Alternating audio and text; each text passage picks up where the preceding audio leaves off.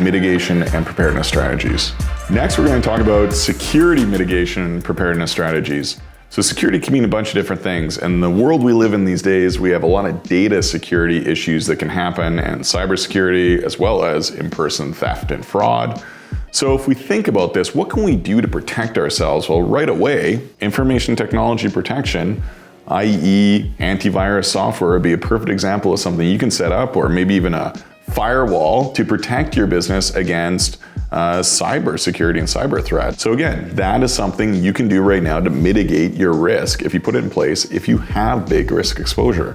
There's also cloud storage and computing. I'm a huge fan of cloud storage because now if you look at it, you're not reliant on like your computer and any one spot or your database. You can now access that information anywhere in the world.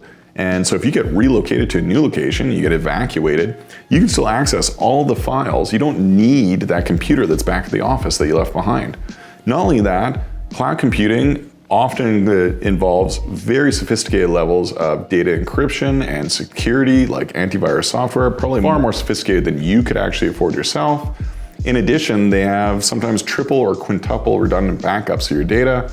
So if one of their data warehouses gets compromised or breached or earthquake or something happens, they've got it backed up in all sorts of other locations. And so you can always kind of access that, and you got to think about it. They do this because their whole business model is based around keeping your data safe and making sure you can access it.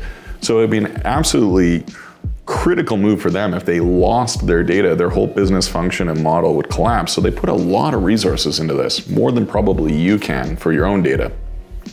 Again, these are really good examples of things you can do right now to help mitigate that risk and that exposure from that cybersecurity, fraud, and protection angle.